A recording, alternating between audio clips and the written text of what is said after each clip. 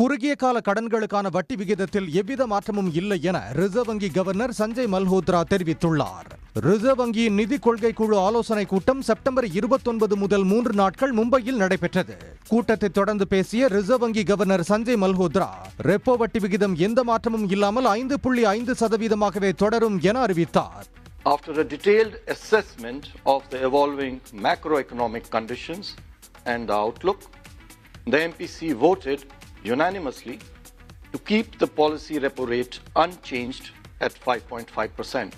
Repo வட்டி விகிதம் 6.5% கடந்த 5 ஆண்டுகளாக நீடித்து வந்த நிலையில் கடந்த பிப்ரவரி மாதத்துக்கு பிறகு படிப்படியாக 5.5% குறைக்கப்பட்டது குறிப்பிடத்தக்கது. திருவாரூர் மாவட்டம் மன்னார்குடி அருகே உயர் ரக போதைப் பொருட்களுக்கான திரவம் தயாரித்த 4 பேரை போலீசார் கைது செய்துள்ளனர். தனியாருக்கு சொந்தமான கட்டிடம் ஒன்றில் அதிகாரிகள் அதிரடி சோதனையில் ஈடுபட்டனர். அப்போது 6 வகையான வேதியியல் மூலப்பொருட்கள் மூலம் உயர் ரக போதைப் பொருள் தயாரித்தது தெரிய வந்தது. இதையடுத்து 4 பேரை கைது செய்த போலீசார் அவர்களிடம் இருந்து மூலப்பொருட்களை பறிமுதல் செய்தனர். பாதுகாப்பான விமான பயணத்தை உறுதி செய்வதற்கான நடவடிக்கையின் ஒரு பகுதியாக விமானிகள் மீதான ஆல்கஹால் சோதனையை சிவில் விமான போக்குவரத்து இயக்குநரகம் கடுமையாக்கியுள்ளது. பணியின் போது விமானிகள் மதுபோதையில் இருப்பது உறுதியானால் அவர்களது பைலட் உரிமத்தை ரத்து செய்வது உட்பட பல்வேறு கடுமையான தண்டனைகளை இயக்குநரகம் முன்மொழிந்துள்ளது. அதன்படி இனி மூச்சு பகுப்பாய்வு சோதனைகளில் தொடர்ந்து 3 முறை சிக்கும் விமானிகளின் பைலட் உரிமம் ரத்து செய்யப்படும். பணியின் போது தொடர்ந்து 2 முறை மது அருந்தியது உறுதியானால் பைலட் உரிமம் 3 ஆண்டுகளுக்கு சஸ்பெண்ட் செய்யப்படும். பயணத்திற்கு முந்தைய ஆல்கஹால் சோதனையில் முதல் முறை சிக்கும் விமானிகளின் உரிமம் 3 மாதங்களுக்கு இடைநிறுத்தப்படும் என்றும் சிவில் விமான போக்குவரத்து இயக்குநரகம் அறிவித்துள்ளது. கேரள மாநிலம் இடுக்கியில் ஹோட்டலில் கழிவுநீர் தொட்டியை சுத்தம் செய்த தமிழ்நாட்டைச் சேர்ந்த 3 பேர் பரிதாபமாக உயிரிழந்தார்கள். தமிழ்நாட்டை சேர்ந்த மைக்கேல், சுந்தரபாண்டியன், ஜெயராமன் ஆகிய மூவரும் இடுக்கியில் பணிக்காக சென்றுள்ளார்கள். கட்டப்பண்ணா என்ற பகுதியில் உள்ள ஒரு ஹோட்டலில் கழிவுநீர் தொட்டியை சுத்தம் செய்வதற்காக முதலில் மைக்கேல் உள்ளே இறங்கியுள்ளார். நீண்ட நேரமாகியும் அவர் வெளிவராத நிலையில் சுந்தரபாண்டியன் செல்ல அடுத்ததாக ஜெயராமனும் சென்றுள்ளார். மூவரும் வெளியே வராததை அறிந்து தீயணைப்புத் துறையினருக்கு தகவல் அளிக்கப்பட்டது.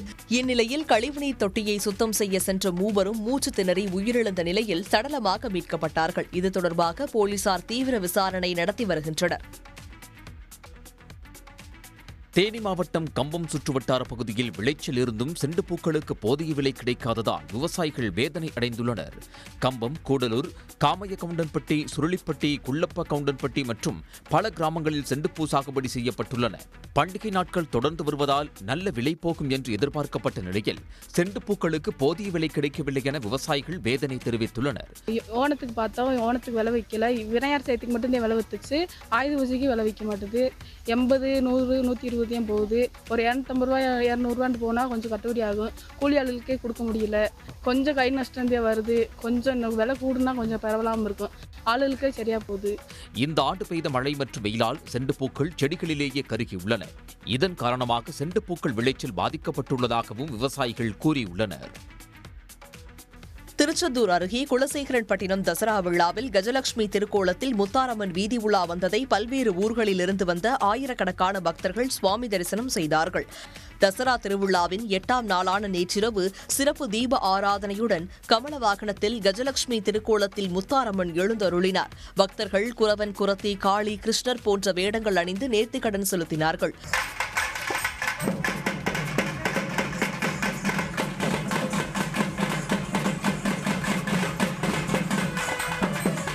விழாவின் முக்கிய நிகழ்வான சூரசம்ஹாரம் நாளை நடைபெறுகிறது. இந்த விழாவில் 15 லட்சத்திற்கும் அதிகமானோர் பங்கேற்பார்கள் என்றும் எதிர்பார்க்கப்படுகிறது. வணிக பயன்பாட்டுக்கான சமையல் எரிவாயு சிலிண்டர் விலை 16 ரூபாய் உயர்ந்து 1754 ரூபாய்க்கு விற்கப்படுகிறது. சர்வதேச சந்தையில் நிலவும் கச்சா எண்ணெய் விலைக்கு ஏற்ப மாதந்தோறும் முதல் நாளன்று சமையல் எரிவாயு சிலிண்டரின் விலையில் மாற்றம் செய்யப்படுகின்றது. அந்த வகையில் சென்னையில் வணிக பயன்பாட்டுக்கான சமையல் எரிவாயு சிலிண்டர் விலையில் 16 ரூபாய் அதிகரித்துள்ளது. அதன்படி சென்னையில் வணிக பயன்பாட்டுக்கான சமையல் எரிவாயு சிலிண்டரின் விலை 6 மாதங்களுக்கு பிறகு உயர்ந்துள்ளது. இருப்பினும் வீட்டு உபயோக தேவைகளுக்கான சிலிண்டர் விலையில் மாற்றம் செய்யப்படும். கனமழையால் மகாராஷ்டிராவில் உள்ள அணைகளில் இருந்து திறந்துவிடப்பட்டிருக்கும் நீரால் கர்நாடகாவின் வடக்கு மாவட்டங்கள் பலத்த சேதத்தை சந்தித்துள்ளன. கடந்த சில நாட்களாக மகாராஷ்டிராவில் பெய்து வரும் கனமழை எதிரொலியாக அணைகளில் இருந்து நீர் திறக்கப்பட்டது. இதனால் அம்மாநிலத்தில் இருந்து கர்நாடகாவுக்குள் பாயும் ஆறுகளில் வெள்ளம் கரைபுரண்டோடுகிறது. கலபுராகி, விஜயபுரா, பிதர், யாத்கிர் ஆகிய கர்நாடகாவின் வடக்கு மாவட்டங்கள் பெருவெள்ளத்தால் பாதிக்கப்பட்டிருக்கின்றன.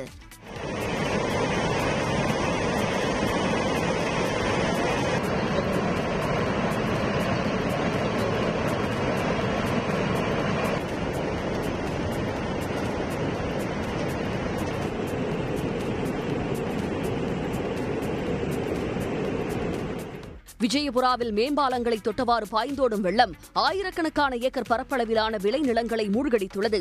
சாலையோரமாக நிறுத்தப்பட்டிருந்த ஏராளமான வாகனங்களை வெள்ளம் இழுத்துச் சென்றது. வெள்ளத்தால் வடக்கு கர்நாடகாவில் இயல்பு நிலை பாதிக்கப்பட்டிருக்கும் நிலையில் மீட்பு மற்றும் நிவாரண நடவடிக்கைகள் முழுவீச்சில் முடுக்கிவிடப்பட்டிருக்கின்றன. உடனுக்குடன் செய்திகளை தெரிந்து கொள்ள சன் நியூஸ் பெல் ஐகானை கிளிக் பண்ணுங்க.